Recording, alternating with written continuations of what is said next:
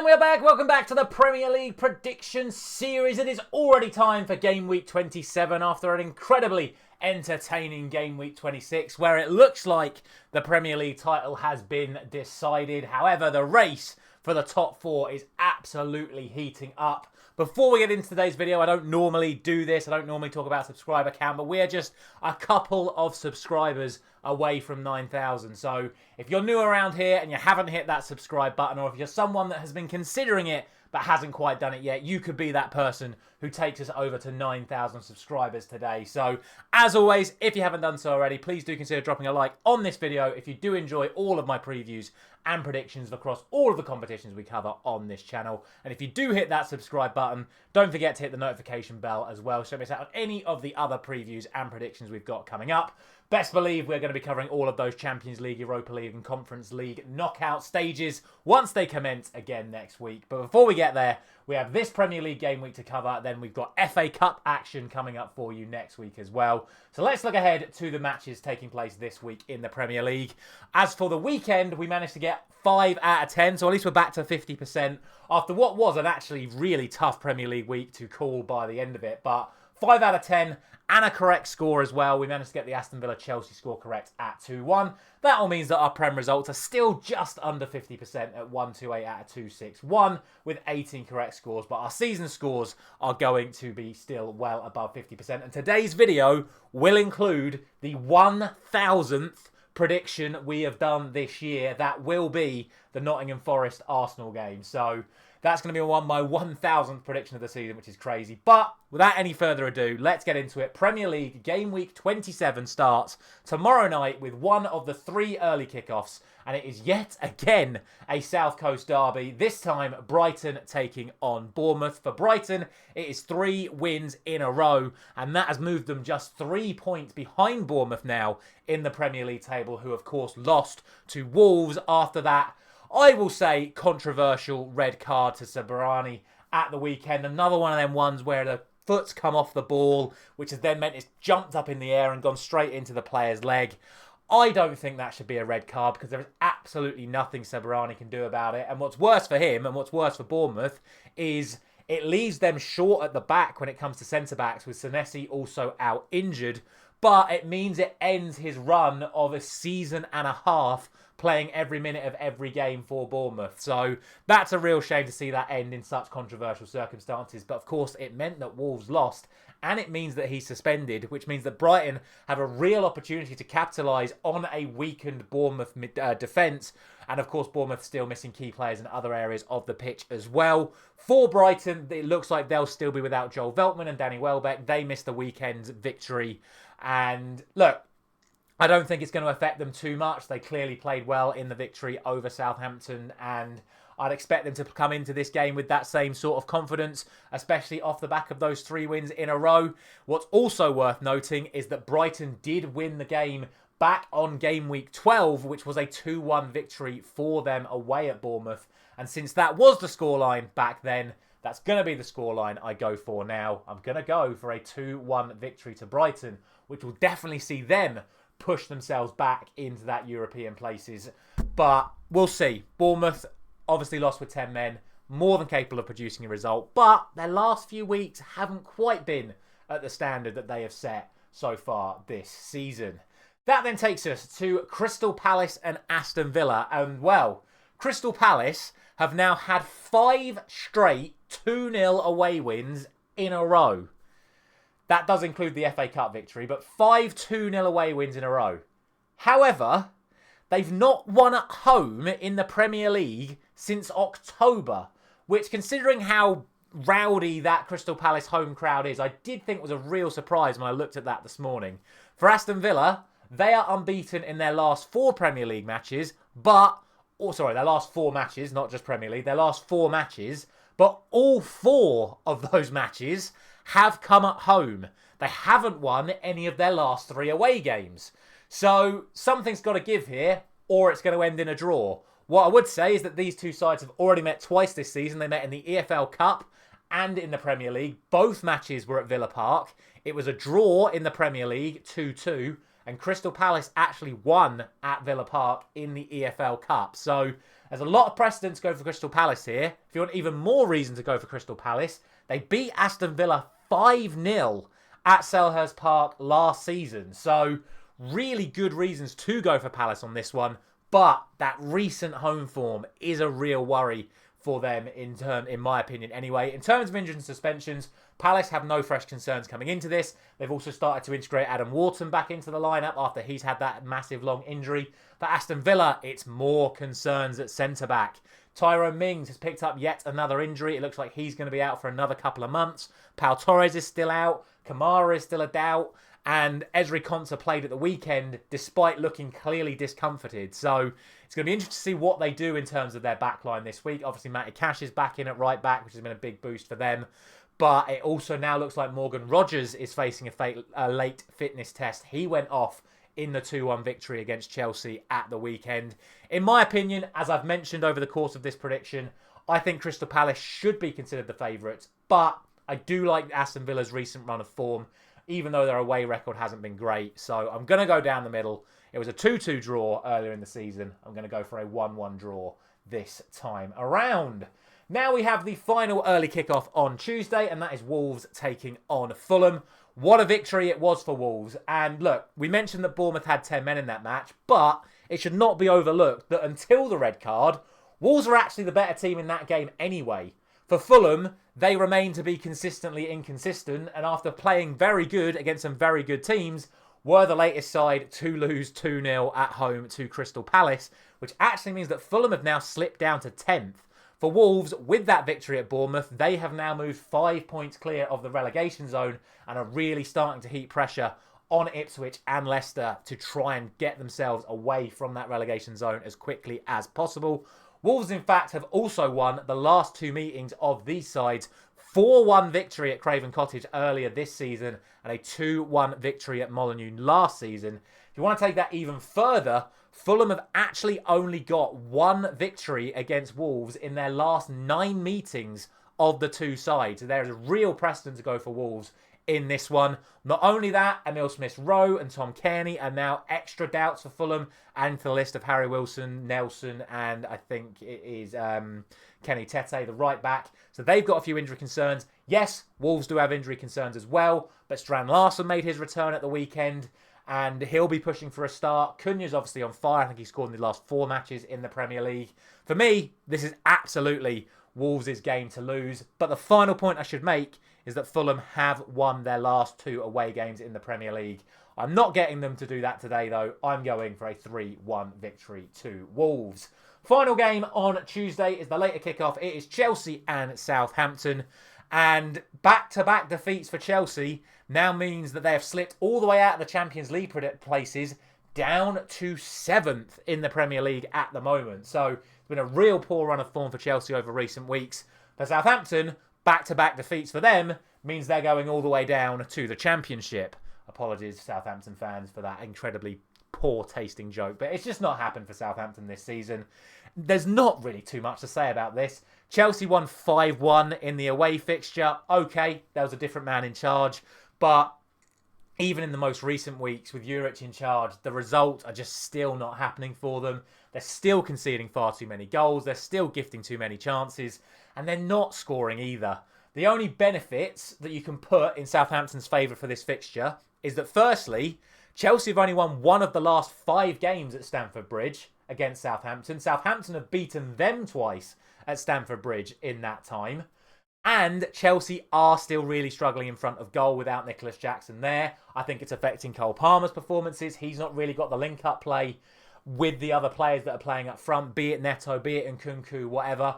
I would say I did like the performance that Neto put in against Aston Villa, but ultimately they've come away with a 2-1 defeat because they're not putting the ball in the net when it matters, and their goalkeepers are still making mistakes. That said, though, this is Southampton, and if Chelsea don't win this, then to be honest, it's completely on them. I'm backing Chelsea to win this, and I'm backing them to win it comfortably. I'm going for a 3-0 win to Chelsea. From Tuesday then, we move on to Wednesday, and the first of 4 early kickoffs on Wednesday sees Brentford taking on Everton. And this is a real rough one to call this. Brentford are off the back of back-to-back wins. Everton are unbeaten in their last 6 in the Premier League. However, it is worth noting that Brentford have lost 4 of their last 5 games at home in the Premier League, drawing the other one. So it's really not been a good run of form at the G-Tech. After that massive run of form at the start of the season, it's all gone to pieces at home for Brentford over the last couple of months. For Everton, they also are playing pretty well away from home at the moment, which obviously is incorporated in those 6 games unbeaten. And Everton haven't lost to Brentford in any of their last 5 meetings. It was a 0-0 draw at Goodison Park back in November. But again, different management. Everton have been a lot more aggressive and scoring a lot more freely under David Moyes, but they have been conceding a bit more easily as well since he took over. And Brentford, despite their poor run of form at home, have still been scoring goals as well. Obviously, Brian Mbeumo now up to 15 Premier League goals for the season. A brilliant run for him. I just can't split these two sides at the moment. Neither side have any fresh injury or suspension concerns coming into this one, but both sides are still carrying injuries in and around that first team squad at the moment. I just think it's going to be a game where there's going to be goals, but one team may edge it one way or another. But I'm not going to split them. I'm going to go for back-to-back 2-2 draws for Everton. 2-2 for Brentford, obviously, as well. Speaking of 2-2 draws, the side that Everton did draw 2-2 is Manchester United, and they take on Ipswich for the second time this season. The first time these sides met was Ruben Amorim's first game in charge of Manchester United. In that game, Manchester United scored after 2 minutes and then did nothing else for the rest of the match and ended up drawing 1-1, with Ipswich having twice as much XG as Manchester United across that fixture. Sound familiar? Well, it's pretty much been the theme of Manchester United under Ruben Amorim. We've gone back to Moments FC. We're really struggling to create chances. And look, we come into this game on an incredibly poor run of form. In the last 5 matches, we've only managed to get 4 points. That puts us 17th in the form guide coming into this match against Ipswich. The only good news is the side at the bottom of the form guide at the moment is Ipswich Town. They've only managed 1 point from their last 5 matches and are conceding goals for fun. The problem is, neither of these sides can take chances at the moment, despite having a fair few in all of their most recent matches. And that's why this game is so hard to call. In terms of injuries and suspensions, no fresh concerns for Manchester United, but they've still got a whole host of concerns. The only change I'd expect to see is Garnacho making his way back into the starting lineup. For Ipswich, they're going to face a late fitness test on Cayuste. He went off in the 4-1 defeat to Spurs, but Sam Morsey, club captain, is expected to come back into the side for them regardless. I honestly think all 3 results are possible. I really do. Even as a Manchester United fan, even with my biased hat on, I think that's the scary thing about this season. Excuse me. I genuinely think there is a chance that Ipswich can go to Old Trafford and get a result. It just depends if Manchester United turn up. And it's been on very rare occasions that they have turned up recently. I'm going to let that biased hat sit on my head once again and go for a 2-1 win to Manchester United. But I do not have a lot of confidence about it. Ipswich are going to know whether or not they have to win based on the Wolves-Fulham result as well. So we'll see, but I'm still going for Manchester United. We surely beat Ipswich at home. Next up is a massive game in the race now, in my opinion, for the top 4. It is Nottingham Forest taking on Arsenal. And after the weekend that these two sides have had, I think both sides need to start looking a little bit further down than going up. Because for Arsenal, they are now further away from Liverpool than they are from dropping out of the Champions League places. And for Nottingham Forest, 3 defeats in their last 4 means that they're only 3 points out of the Champions League places as well. There is a lot of pressure coming from the likes of Bournemouth and Newcastle and still Man City and Villa and Chelsea and Brighton. And all these teams, they're looking at Forest and they're looking at Arsenal going, not only can we catch 4th, we can catch 3rd and 2nd as well. And that's why this game is now so massive. And look, it has to be said, at home, Forest, 4 wins in their last 5. For Arsenal, in their last 5 away matches, 4 wins as well. So there's not a lot to split them in regards to their recent forms home and away. In terms of the head-to-head record, Arsenal did win 3-0 at the Emirates earlier this season, but Nottingham Forest have won 3 of the last 4 at home to Arsenal as well.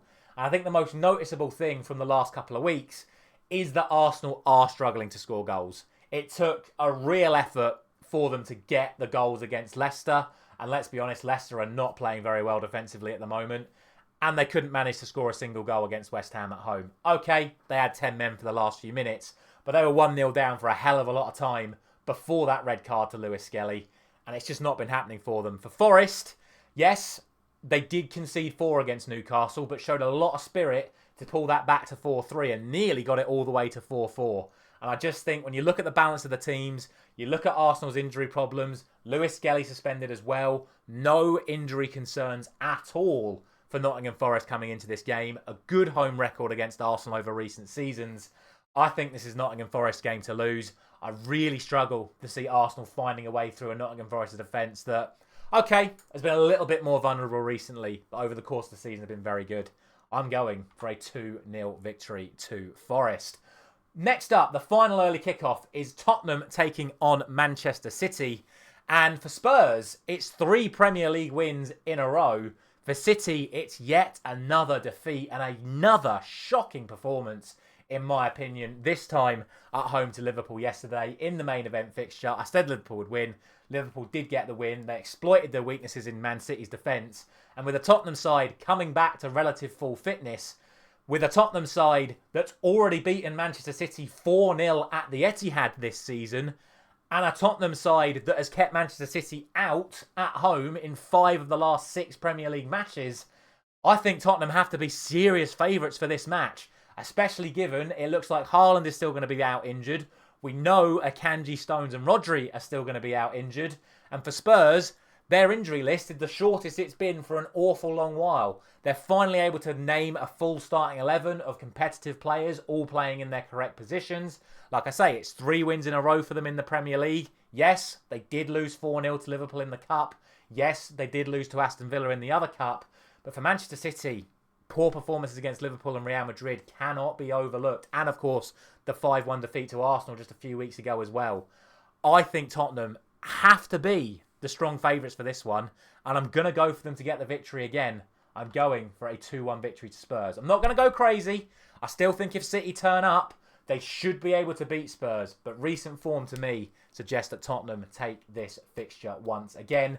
And then finally, for Wednesday night, the late kickoff is Liverpool and Newcastle. And for me, this is more of a dress rehearsal for the League Cup final than it is an actual competitive Premier League game. Obviously, it's massive for Newcastle. It could be an opportunity for them to get into the top 4 if they can get a result here. If Forest lose to Arsenal and City lose to Spurs, Newcastle can get as high as 3rd with victory in this match. For Liverpool, they're already 11 points clear now. They're obviously going to know what's going on in the Forest-Arsenal game before they even kick a ball. They're kicking off 45 minutes after the Forest-Arsenal game kicks off. They're going to be full of confidence. They don't have many injury concerns, certainly not to any of their first team players at the moment. So I just think Liverpool continue to move on here. Look, the last 2 games between these sides have been absolute chaos. 3-3 at St James's Park earlier this season. 4-2 at Anfield last season. But Newcastle's recent form does need to be looked at. Their mentality at the moment isn't quite there. They had an incredible 11-minute spell yesterday against Nottingham Forest. 4 goals in 11 minutes is the reason why they won that match. But the way they started that match and the way they played in that second half, they play like that at any point against Liverpool and they're going to lose this match. And that's just the way it is. They lost at home to Bournemouth because they weren't up for it. They lost at home to Fulham because they weren't up for it. They nearly blew it against Forest yesterday because they weren't up for it in that second half.